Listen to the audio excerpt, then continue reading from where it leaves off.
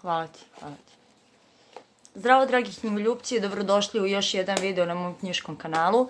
Da biste vi sutra, to jest danas, imali video, ja snimam nakon svoje noćne smene i prvi video ove godine bit će sve knjige koje sam pročitala tokom 2020. godine, što i nije nešto mnogo knjiga. Ja sam htjela da screenshotujem sa Goodreadsa, ono najkraća, najduža knjiga i sve to, i ja sam u to ušla jednom i sad ne znam da nađem. Tako da ću samo ukratko, vrlo ukratko da vam kažem koje sam knjige pročitala i sa koliko zvezdica sam ih ocenila. Neću nešto preterano da pričam o njima, ovo će biti samo jedan spisak. A za sve knjige za koje sam snimala prikaze, čitalačke vlogove, imam čak i wrap-upove koje sam radila do sada, ostavit ću vam ih dole u opisu. Znači sve to možete da pogledate posebno ukoliko vas zanima nešto detaljnije. Dakle, ova čitalačka godina nije bila ništa specijalno. U januaru sam pročitala jednu knjigu i to je knjiga Čovek u visokom dvorcu Filipa Dicka, koja se bavi tematikom šta bi bilo da su Nemačka i Japan pobedile u Drugom svetskom ratu. Ocenila sam je sa 4 zvezdice zato što mi kraj uopšte nije bio jasan. Da budem iskrena, ja se sada kraja ne sećam, morala bih da ga pročitam ponovo, ali znam da mi apsolutno nije bio jasan kraj. Zatim sam u februaru pročitala 3 knjige, od kojih sam prvu dobila na poklon od autora i veoma sam mu zahvalna na tome. To je knjiga Milana Aranđelovića koja se zove USA, odnosno Ujedinjena Sahara Afrike. Da, ovo je, prošli put kad sam vam pričala o ovoj knjizi sam pročitala jedan deo od nazad i sada ću to da uradim, zato što opisuje knjigu mnogo bolje nego što bih ja ikad mogla da je opišem, a to je da se u ovoj distopijskoj avanturi prepunoj čudnovatih likova kao što su transrodni nilski konji, lake meduze iz javnih realitija, gej mačori posvećeni veri, geek pavijani naklonjeni hardveru, Japanci koji umiru od osade, do repa zaljubljeni gušteri, pošteni političari, ljigavi blavori koji zbog slabog vida nikad nisu bili u vojsci, haremske mačke koje pate od nedostatka slave, mačo sveštenice svetog HIV-a, slepe mišice žedne krvi i prava glasa. Dakle, samo kad čitate ovo padnu vam neki ljudi iz stvarnog sveta na pamet i shvatate da je zapravo u pitanju jedna parodija savremenog društva i nju sam kao i sve druge Milanove knjige ocenila sa 5 zvezdica. Druga knjiga pročitana u februaru, za koju sam malo pre shvatila da sam je oštetila kad je bila na polici, je knjiga za koju nisam ni znala da treba da izađe, samo sam je ugledala na sajmu. U pitanju je knjiga Neli Ivana Tokina, koja manje više, kao i sve Tokinove knjige, govori o običnim ljudima u običnim situacijama u kojima kao da se ništa ne dešava, knjige su opet izuzetno zanimljive. Ako imam vlog ili blog post ili kolumnu na Oblakoderu ili tako nešto, definitivno ću da vam ostavim i ovu knjigu sam ocenila sa 5 zvezdica, nekako mi je ostavila baš dobar utisak. Naredna knjiga je, ja mislim, najbolja knjiga koju sam pročitala ove godine i najverovatnije prošle godine, i najverovatnije ću je ponovo pročitati ove godine da bih mogla da napravim detaljan prikaz za koji me svaki dan pitate kad ću da ga napravim. U pitanju je knjiga Stephena Kinga, Groblje kućnih ljubimaca. Već svi znate da sam je ocenila sa 5 zvezdica i već svi znate da sam rekla 1.000.000 puta da horor ove knjige nije toliko u hororističnim elementima i događajima, već je horor ove knjige leži u tome koliko je King uspeo nekako dobro i detaljno da prikaže ljudska osjećanja. Zatim prelazimo u mart, kada sam zagrizla jedan velik zalogaj i počela čitam Mračnu kulu koja ima 8 delova. Možete svi da pogađate da je nisam završila, ali prvi deo jeste bio Revolveraš, knjiga koja ima prilično spor ritam, naravno da bi vas uvela u priču koja sadrži 7 drugih knjiga, ali meni se ona dopala i dala sam joj 4 zvezdice zato što sam pretpostavljala da može i bolje. I mislim da sam bila u pravu. Zatim sam pročitala knjigu Miljenka Jergovića, Nezemaljski izraz njegovih ruku, koja se bavi prilikama u Bosni u vreme atentata na Franca Ferdinanda, ali ne toliko iz istorijskog, koliko iz jednog ljudskog ugla. Priča govori u onom vremenu u kom se dešavala, ali pri kraju i u današnjem vremenu gde se ima neki osvrt na to doba u kojoj je živeo Gavrilo Princip. Nju sam takođe očenila sam je sa 4 zvezdice. Zatim sam nasumično uzela da pročitam knjigu koju mi je sestra kupila samo zato što je opis na njoj dole kao utiske napisao Dejan Stojiljković.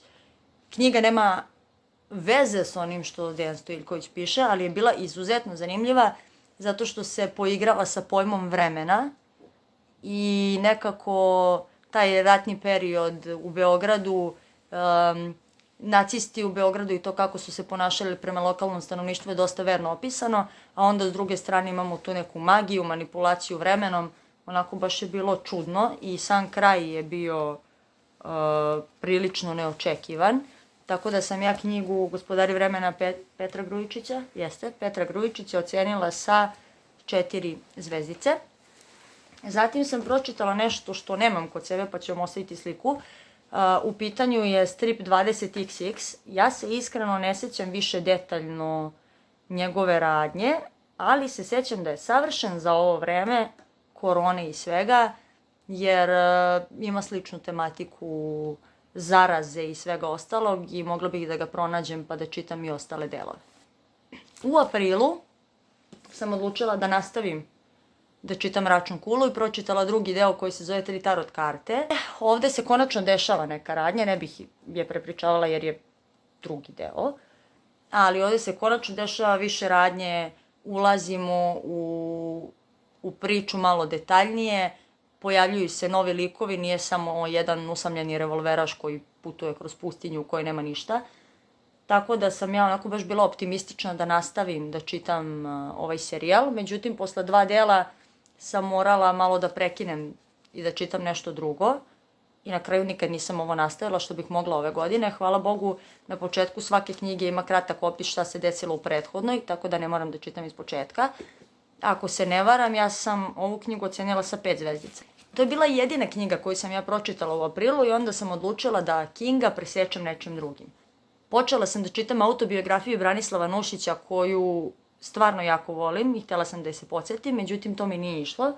Tako da sam ja Stephena Kinga presekla Stephenom Kingom i krajem maja, to je bila jedina knjiga koju sam pročitala tog meseca, pročitala sam Kudža.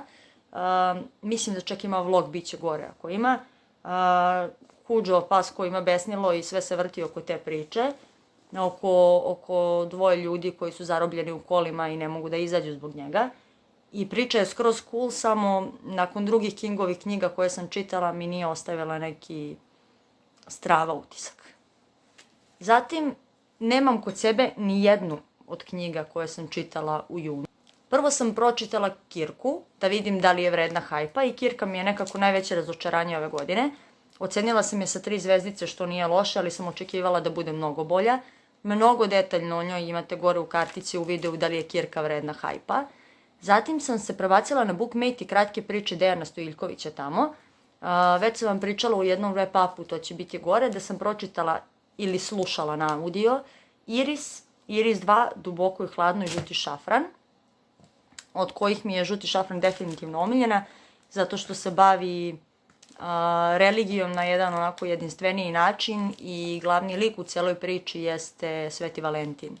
Kirku sam, kao što sam rekla, ocenila sa 3 zvezdice, Iris sa 3 zvezdice, Duboko i hladno sa 4, Žuti šafran kao moju omiljenu priču sa 5 zvezdica, Iris 2 takođe sa 3 zvezdice i poslednja stvar koju sam pročitala u junu je prvi deo stripa Američki bogovi koji se zove Senke i koji je meni bio super. Isto imate sliku ovdje jer sam je pre neki dan pozajmila drugu. Ne bih posebno pričala o ovim stripovima zato što ću, nadam se, konačno ove godine da pročitam Američke bogove knjigu i voljela bih da snimim vlog o tome kako ne bih morala da čekam da izađu svi delovi stripa jer se to neće desiti u skorije vreme.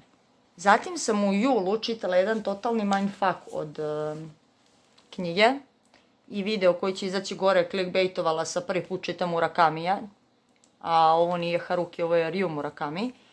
Ova knjiga, većni deo izgleda toliko dosadno, ali ipak vuče na čitanje. Delujem kao da čitate o nekom totalnom paćeniku koji nema život, što nije daleko od istine. Ali onda na samom kraju postaje toliko hororistična i desi se toliko različitih stvari u, 10-15 strana, da vredi svega onog što ste pročitali i što vam je možda bilo dosadno. Tako da sam ja audiciju ocenila sa 3 zvezdice samo zato što je taj neki hororistični deo mogao da počne mnogo ranije, ali knjiga mi se bez obzira na to mnogo sviđa. Zatim sam čitala još jednu knjigu na Bookmate-u. U pitanju je knjiga Gorana Skrobonje koja se zove Nakot, imaćete sličicu. Mogu samo da kažem da sam je ocenila sa 5 zvezdica. Dakle, nakon ove knjige određene delove Beograda gledam malo drugačijim očima, naročito onaj soliter kod Bogoslovije koji svi zovemo Toblerone i nekako je skroz dobro odrađeno za ono vreme kad je pisano, jako je dobar science fiction u kome bebe imaju sopstvenu volju i upravljaju odraslima, prosto jezivo, pogotovo ako već i ne volite bebe i onda pročitate tako nešto. I poslednja knjiga koju sam čitala u julu jeste bio Buddy Reed sa Dorom, za to takođe imate video. U pitanju je Čovjek od kestena, kog sam ja ocenila sa 4 zvezdice zato što nije nešto preterano revolucionaran i zato što sam uspela još na početku, samo ne sa velikom sigurnošću, da predvidim ko je ubica, ali je jako dobar thriller, dešava se niz ubistava i ubica na mestu svakog ubistva ostavi čovečuljka od kestena, tako da ako niste pročitali ovu knjigu, ne Serena sve iz trupa kao što ovde piše, nego Serena sva iz trupa, pročitajte je obavezno. Avgust sam počela knjigom za koju sam mislila da je nikad neću pročitati. U pitanju je Carrie, koju sam ocenila sa 4 zvezdice, zato što King ima i daleko bolje, ali opet treba da se obrati pažnja na to da je ovo prvi Kingov roman. I ono što mi se dopalo u njemu jeste što osim delova u kojima se govori o samoj Carrie i onome što ona proživljava, ubačene su izjave raznih ljudi povodom onoga što se desilo, ubačeni su razni novinski članci i u suštini od samog početka knjige vi znate koja se katastrofa desila na kraju, samo čekate da vidite kako se desila i šta ju je izazvalo. Potom je bio u pitanju još jedan Buddy Reed, isto imate video gore, objavila sam ga skoro sa 3 meseca zakašnjenja, a u pitanju je knjiga Dragi Martine, znači knjiga o pokretu Black Lives Matter, knjiga o životu jednog mladog crnca u Americi i to o tome kroz šta sve on prolazi samo zato što je drugi boje kože. Ako nisam rekla, ocenila sam je sa 4 zvezdice. Potom još jedna knjiga o kojoj imate video, dok bude kartica gore biće, kad ne bude, a kažem da imate video, imate u opisu, pošto mislim da je maksimum 5 kartica, jeste neprevedena Kingova knjiga koju je pisao sa Richardom Chizmarom i koja se zove Wendy's Button Box. Ovo je više novela nego roman, koja je mene ostavila zabezeknutom na kraju, zato što taj kraj uopšte nisam očekivala i u videu koji ću vam ostaviti možete da vidite koliko sam ja bila van sebe i nisam imala komentar na ovu knjigu i dalje ga nemam. Mislim da se drugi deo zove Wendy's Magic Feather, nju je pisao samo Richard Chizmar, tako da planiram i to da nabavim, a čula sam da King i Chizmar sada pišu baš roman, full roman o Gwendi i ne mogu da dočekam to. Nju sam ocenila sa 5 zvezdica. Potom u septembru i oktobru nisam čitala ništa, da bih u novembru pročitala nešto što je za mene bilo osveženje, a to su Majstor i Margarita. Nema potrebe mnogo da pričam o ovoj knjizi, zato što je klasik i čak i oni koji nisu čitali otprilike znaju o čemu se radi. Ja sam je čitala u PDF-u, ali sam morala da nabavim fizičko izdanje. Imate detaljnu, ne mogu da kažem recenziju, ali detaljnu analizu ove knjige. Kome se svidi, kome se ne svidi reći će da je baš sranje i to imate u komentarima, tako da birajte stranu. Ali meni se veoma dopala i dala sam im 4 zvezdice samo iz jednog razloga, zato što su mi određeni delovi bili pomalo dosadni, ali ipak mi je većinski deo bio izuzetno zanimljiv. Ovu knjigu počela sam da čitam u novembru i trebalo je da je završim u novembru, ali nažalost završila sam je tek u decembru. U pitanju je knjiga Kristijane Filšarinov, ako se tako preziva, Mi deca sa stanice Zoo, takođe imate video o njoj. Ovo je jedna istinita priča koja je napisana na osnovu audio zapisa. Kristijana je naime trebalo da ima neki intervju od 2 sata koji bi išao u prilog priči o narkomaniji među tinejdžerima u Nemačkoj Međutim, taj intervju se produžio u intervju od 2 meseca i iz njega je nastala ova knjiga. Jako volim ovu knjigu, čitala sam je posle 10 godina, zato sam je dala 5 zvezdica. Mislim da ovakvoj istinitoj ljudskoj priči ne mogu da dam manje. I poslednja knjiga koju sam čitala ove godine jeste knjiga Mirjane Ivkov, Nova zemlja. Meni posebno draga zato što znam osobu koja ju je pisala. Imate takođe video o njoj, ja mislim da je to video objavljen pre ovog. I ovo je jedna ne tako laka ljudska priča koja je započela negde 60. godina prošlog veka u mom gradu, u Rumi. Mirjana je za ovu priču saznala tako što je u pokvarenom autobusu sela pored žene koja je bila pričljiva. I ta priča se nekako pretočila u knjigu. Ja se jako nadam da će Mira da nastavi da piše zato što je meni ovo bilo izuzetno interesantno i nadam se da će čak i da, padaju mi sve knjige, nadam se da će čak da se upusti možda u neke fiktivne priče takođe. To bi bilo to za presek moje prošle godine. Ja sam sebi zadala cilj od 35 knjiga, nisam ga ispunila jer sam pročitala 26, što je okej ako uzmem u obzir da u septembru i oktobru uopšte nisam čitala, da sam u novembru pročitala 1 knjigu, u maju 1 knjigu, u avgustu, ja mislim, 1 knjigu. Nije u avgustu, sam više u januaru 1 knjigu. Tako da onaj karantin mi je ubio, kad sam imala najviše vremena da čitam, nije mi se čitalo. Ali ono što je činjenica jeste da sam čitala dosta kvalitetne knjige koje su mi se svidele i da u nekom narednom periodu možete da očekujete neku top listu najboljih knjiga koje sam čitala tokom prošle godine, dok ove godine neće biti liste najgorih knjiga jer sam pažljivo birala i kao što sam rekla najveće razočaranje mi je Kirka koja uopšte nije toliko loša. To bi bilo to za ovaj video. Mi se vidimo već u sredu sa nekim novim videom, a do tada, doviđenja.